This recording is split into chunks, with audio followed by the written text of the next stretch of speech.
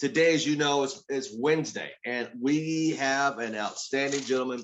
Last week, he really laid some stuff on our mind about Vivid getting paid 120 times on a Vivid customer. 120 months? Yeah, 120 months. That's 10 years.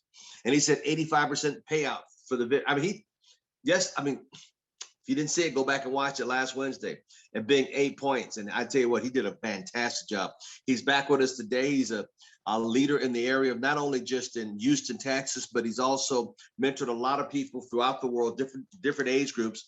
Also a business owner, been a business owner for many, many decades, and also a great community leader. And I tell you what, I just enjoy his conversation.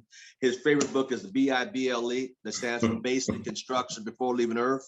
And without further ado, from Houston, Texas, the great, the one and only, incomparable, Mr. Dwight Williams.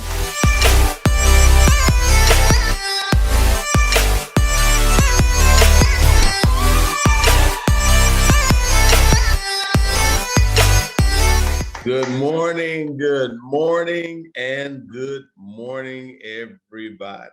It's a pleasure being here. Thank you, Mr. Thomas.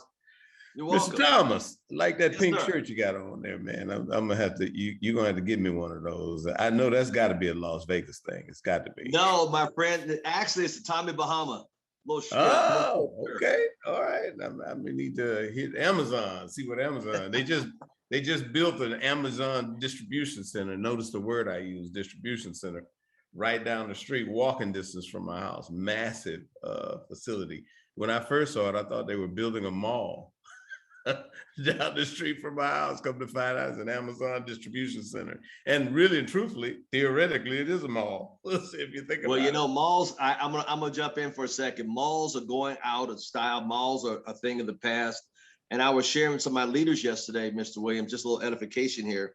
You know, people in the car business is dying in the next 3 to 5 years. That's going away. No big cushions and big screens and coffee and drinks, because I mean, think about that car thing, Carvana. I mean, they're replacing, and people can't see it coming.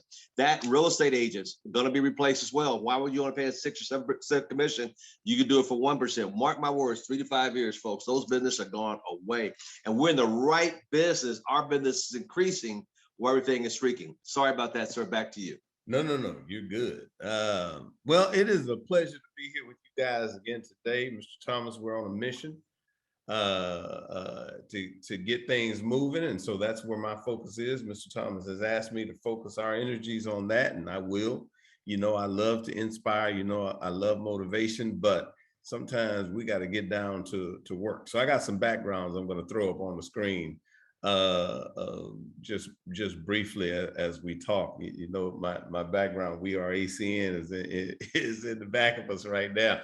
How many of you guys, as we get started, took the time to go look at your Vivint business, or took the time to go look at, I sent Mr. Thomas literally right after we talked last week, ACN released the list of preferred markets for electricity. That came out literally within minutes of our conversation. So there are no coincidences. Romans 8:28 says all things work together for our. And so I believe that. I believe that there are no coincidences, and things that happen, they happen on purpose. So I'm gonna tell you, take some time and go study those markets. You got to imagine, think about it. It takes nothing to convert somebody that you know in a market that has no deposits, no credit check. All they got to do is want to support your business, and they can switch immediately online.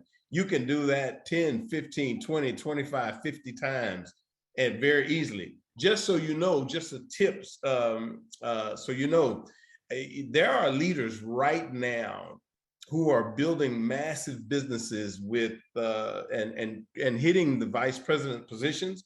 And the way they're doing it is with services like the electricity service and preferred markets, as well as the Vivint accounts that they're signing up. They're doing it just that simply. They're hitting these milestones, these vice president milestones, by simply doing these. So I say this all the time, and I'm gonna say it again. It takes a genius to complicate it. Well, it takes anybody can complicate something, but it takes a genius to make something simple. So if you want to simplify, just just don't complicate. Be careful not to get so smart that you complicate the thing, because typically success is really simply right there in front of our faces. Today, we're going to talk about a basic, something really simple, and I won't be before you long. It's a word that we talk about, and it's really popular. It says it's the word system. And it's true. It's save yourself time, energy, and money. So and I paid a lot of attention as I built and am building this business to the things that people say, because often, think about this, guys. It's amazing. Isn't it amazing that people that have never done this come in here and have ideas of how to do it and not listen to the guys that have been doing it for 10, 15, 20, 25 years? That's the craziest thing to me. And so they're saying, hey, follow the system. And they're like, yeah, but I know what kind of system I want. No, you don't. How many times you've been successful building this business? And so you haven't. So my thing is, once again, be a genius. Keep it simple. don't be normal and make it complicated. Be a genius. Keep it simple. And the simplest thing to do is to listen to the guy that's already done it. It really is. That's really the simplest, really simplest thing. And here's some. I'm going to talk about a really basic concept, and I'm gonna bring that concept out. Once again, you know, the Bible is my favorite book, and as I've discovered things in it that really surprised me, one of the things they talk about in our systems is they talk about a word called duplication. The greatest example of duplication is the greatest leader that has ever walked this planet, and is Jesus Christ. How he found his leaders, it was matchless in the simplicity, as well as how clever he was in identifying leaders. But the most significant thing is he took 3 years to train his leaders. And upon training his leaders, he was waiting for them to connect with him. And I don't know if many of you know the conversation, but Peter says that thou art the Christ, Son of the living God. And I'm not trying to preach, but what I'm trying to show you is, once he realized that there had finally been a connection, he realized that it was time to go into the next stage. The next stage was he had to die. Now, this was the most phenomenal thing for me when it comes to leaders. How many of you knew that upon his dying, all 12 of his leaders went to martyr? He died, all 12 of his leaders followed him and died. Only one didn't die, but he was put to death, but for some reason he had something else he had to do, and he didn't die. He was thrown in a vat of boiling oil. Bible says not a hair on his head was singed. He ended up being took out to the Isle of Patmos, and he wrote the book of Revelation. That's John the Revelator. But the other 11 were killed in all kinds of ways. Peter watched his wife die. And it came his time. He says, I'm not worthy to be crucified. He was crucified upside down. What does that mean? Great leaders duplicate. They duplicate. Great leaders produce leaders because they produce individuals that do what they do. So I've said 2 things that produce duplication today: leading and systems. When I started in the business, I've been an entrepreneur for a long time. The first thing I realized is I needed a system. And I heard lots of systems, and I never was critical, but I've heard a lot of things called systems. But the truth be told, the simplicity of what we call a system is right under our noses. It is the presentation that we do, Mr. Thomas. It is our edification, that we edify, and is that we promote events. Now, I'm not trying to get deep, and I'm not trying to do a training. I promise you I'm not. I'm trying to simplify. I'm giving you what I discovered helped me And that's all I'm doing. It was the simplicity of the presentation. And I want you, how many of you have noticed over time, if you've been in this business any amount of time, how the founders constantly are simplifying our presentation? How many of you have noticed that Mr. Thomas constantly teaches you ways to simplify how we present to where it can be presented in a short period of time? Why? Because it duplicates. If I simplify something and I make it easy and I'm able to do the presentation in 5, maybe 10 minutes, that means anybody can do. But if my presentation is so complicated that it takes 30, 45, 60 minutes to do, then the more time it takes, the more complicated it is. That person watching you is saying in the back of his mind, I'm not sure I can do this. And it won't duplicate. The simpler I do what I do, the smarter I am at doing it, the more capable I look, the more polished I am, the more that person says that they can't do it.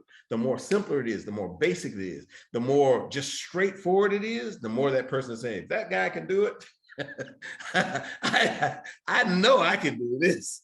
And so when I would present to people, I wouldn't spend a lot of time convincing them. I never convinced people. That's one thing I never did. Why? First of all, convincing people complicates the presentation. That was the first thing.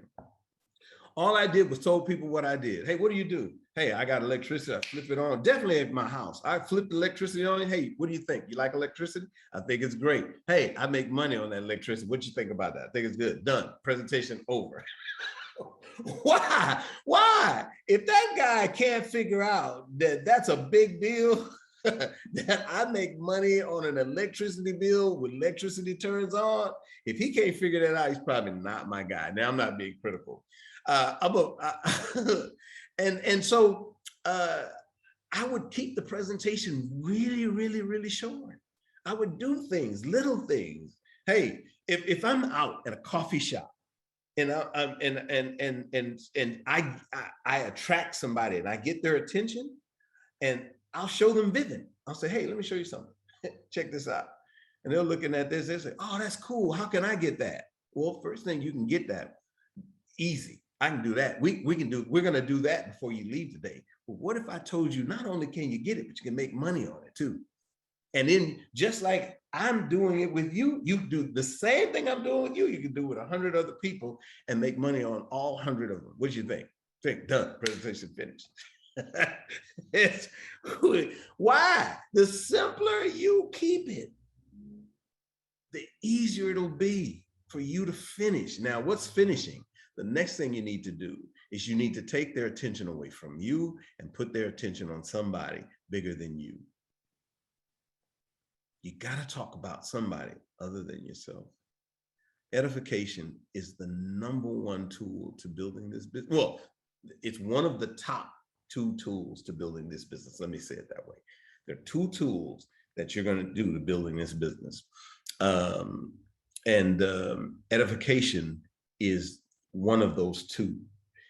Now, the nice thing about your organization, and definitely the thing that attracted me so much to this industry, is that the guy that introduced me to the business is connected to a guy that introduced him to the business, who's connected to a guy that introduced him to the business. So I have any number of layers of people above me that I can edify. Makes it really easy. So you would say, well, yeah, but that guy that I'm talking, he's not this, and that guy, he's not that. When I hear people say that, I understand that the person that's telling me that doesn't understand what edification is. Edification, write this down and be clear. Edification has nothing to do with the guy you're edifying. Edification has all to do with what you say about that guy. Because you have the power to raise the influence of an individual in the eyes of that person. So what that person will believe when they talk to that individual is whatever is the vision you create for them. Now, if your perception of that person is not great, I would suggest that you probably not edified. But if you bring a lot of personal and emotions into this business, you're probably not going to build a really big business. Think about it. You think people go to work for people because they think that person is a great person? They do not. Some people work for some of the worst people and they go there every day and they work for those people. Why? I just need to get a paycheck.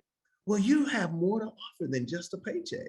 Personal development, and boundless income and success. They have that. They don't have that, what they're doing. And in a lot of cases, they work for people that they don't like.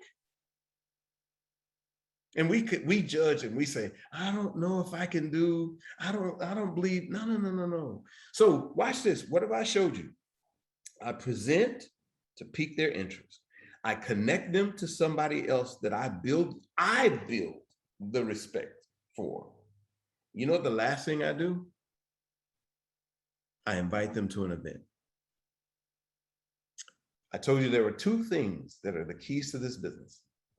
Being able to edify someone for that person. And so just before I leave edification, just so you know how powerful edification is, even Jesus Christ said, I couldn't even minister among my own people once they found out, hey, isn't that Joseph boy? That's Joseph boy. That's Mary. Ain't that Mary's son? Jesus Christ himself couldn't do miracles when they found out who he was. This is why edification is so important. Because familiarity breeds disrespect, unfortunately. So what we do is we connect them to somebody other than ourselves. It's like I tell my daughter all the time, I know you're a doctor, but I change your diapers, and so that's gonna be a jump for me. I'm just teasing. So, but you get my point. So we connect them to other people and we build up the influence for that person. The last and most important thing is the event. So I pique their interest. I've connected them to someone. The next thing that I do is I actually invite them to an event so they can actually see the business. So notice how much work I've done. I did very little. Hey, you interested in what I got? Yeah, I am. I don't do any more than that. Why? The more detail I give them, the more I turn on these analytical switches and they start thinking. I don't want them thinking. Why? Because they didn't think when they went to get their job. They just wanted to get paid. I'm going to keep them there because I know that the event is what's going to take them to the next place. I'm going to show you and so Tony Cooper says this. He says that you want to master this business, master promoting events. He is absolutely correct. I'm telling you, this is the system. If you can do those three things successfully, your rate of success will go out the roof. But the key is that you do not complicate it in your own mind. You have to keep it simple in your mind. You got to be able to quickly pique their interest, quickly connect them to someone else. And the last thing is get them to an event. You can do that. Trust me, you got to hear me. If you think beyond those steps, you're now customizing and changing and complicating things. It is really, this business is simpler than anything you're going to do. If you get really, and so save yourself time, energy, and money. I'm going to show you something. I'm going to change my background. Now, I don't want you to get too, don't get offended by what my background says. It says, good artists copy, great artists steal. Now, one of the things to copy and imitate is one thing, but to steal it and to take ownership of it is a whole different mindset. This is, Apple was masterful at doing. I remember an interview with Steve Jobs and Bill Gates. Steve Jobs was mad at Bill Gates because he says, you stole my interface. Well, truthfully, both of them had gone to Palo Alto Research Center, saw the technology, mice and video screens and keyboards and all that, and laser printers. They all went to see it. And so Bill Gates and Steve Jobs had gone to see it, and they both stole it. but they're on the stage, and Steve Jobs is ragging on Bill Gates. Bill says, you know what, Steve, you're like a guy that visits a house and sees a big screen TV hanging on the wall, decides he's going to come back later that night to steal it. And when you get there, somebody else has already got it before you got there. that's what, and you're just mad because I stole it before you stole it. So here's the thing, be the first person to steal the idea. Steal it. Don't recreate it. Don't start from scratch, because I assure you in most cases, you're going to end up in the same place. You're going to end up right back here, realizing that, you know what? I complicated this thing. I could have been an RVP 2 years ago. If I had just followed the system and did what these guys and kept this thing just simple as I possibly could. All I had to do was pique people's interest.